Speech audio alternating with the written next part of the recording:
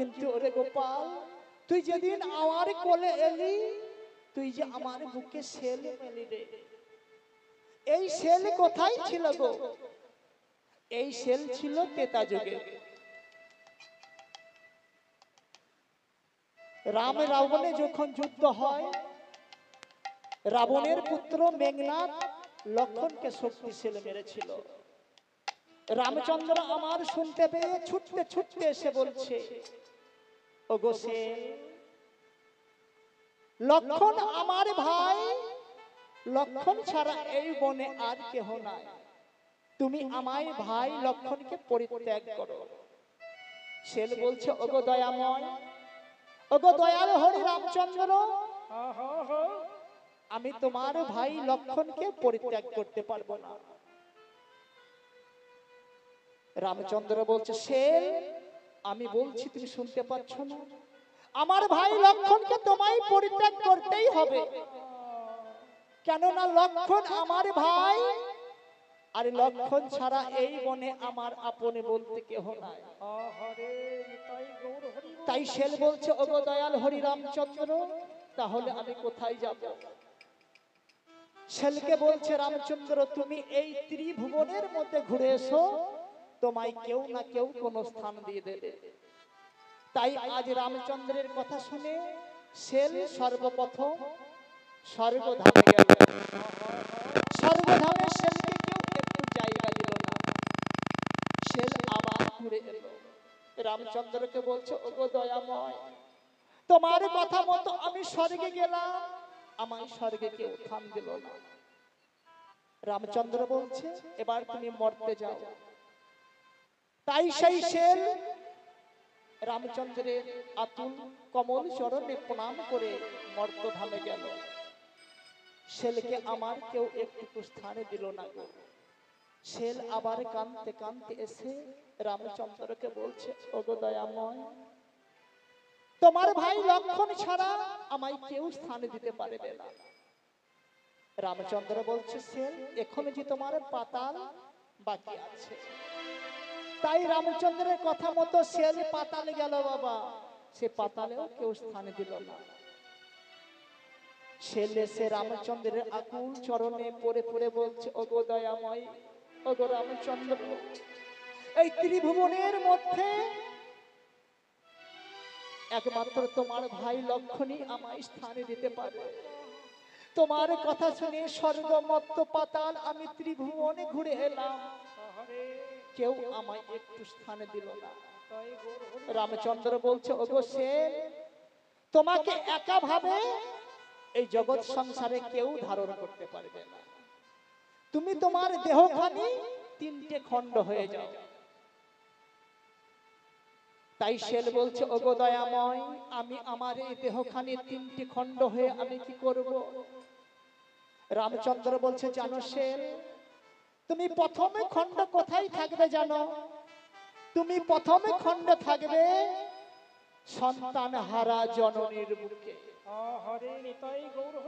ইহ জগৎ সংসারে কোন মায়ের যদি একমাত্র মা বলা সন্তান থাকে গো বাবা, সেই সন্তান ইহকাল থেকে যদি পরকালে চলে যায়, এই জগৎ সংসারে সবাই ভুলে যেতে পারে, সবাই ভুলে যাবে, কিন্তু আমার হতভাগী জনম দুঃখানি মা ভুলতে পারবে না। কেননা শেলের প্রথম স্থান সে মায়ের বুকে আছে। তাই শেল বলছে, ওগো দয়াময়, আমি প্রথম স্থানে থাকবো সন্তান হারা জননীর বুকে, তাহলে আমি দ্বিতীয় খণ্ড কোথায় থাকবো? রামচন্দ্র বলছে, জানো শেল, তুমি দ্বিতীয় খণ্ড থাকবে পতিহারা সতী রমণী মাঝে। ইহ জগৎ সংসারের যে সতী রমণী হবে গো, সে কোনোদিন তার স্বামীকে ভুলতে পারবে না। ইহ জগৎ সংসারের সবাই যদি ভুলে যায়, যে সতী রমণী হবে সে কোনোদিন পতিকে ভুলতে পারবে না। তাই শেল বলছে, ওগো দয়াময়, আমি প্রথমে খণ্ড থাকলাম সন্তান হারা জননীর বুকে, দ্বিতীয় খণ্ড থাকলাম আমি পতিহারা সতী রমণীর মাঝে, আর আমি তৃতীয় খণ্ড কোথায় থাকব?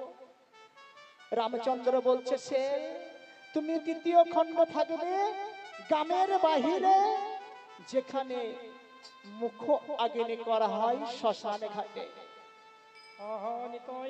কোন সন্তান হয়তো তার মাকে ওই শ্মশানে মুখ আগ্নি করেছে, সে সন্তান যেদিনই যাক না কেন সেই শ্মশানের উপর দিয়ে, সত্যই যদি তার মায়ের উপরে ভালোবাসা থাকে, তার মনে কাঁদবে না আমি আমার মায়ের মুখ আগ্নি আমি ওই শ্মশানে করেছিলাম। তাই যশোমতী বলছে এ দোষ তোর নয় রে গোপাল, এই দোষ কার জানিস? এই দোষ হচ্ছে সব বিধাতার দোষ। তাই কি বলছে গো, ওই নিদারুণ বিধি কিবা দোষ সাধিলা, বিচারিলা অদ্ভুত গো, বিচারিলা অদ্ভুত। নিদারুণ বিধি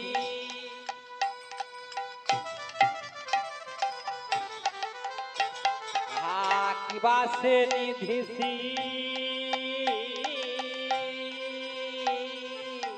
বিচারুন অদ্ভুতে গো, বিচারিনু অদ্ভুতে। আর নিদারুণ বিধি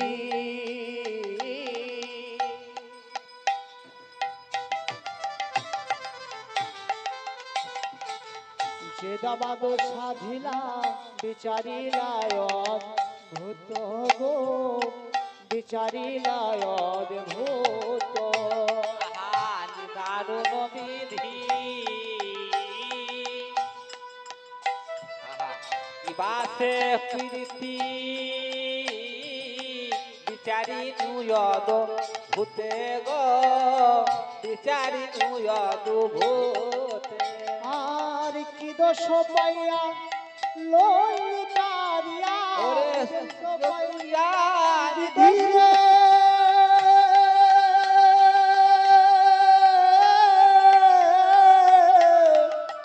ওরে ওরে বিধি,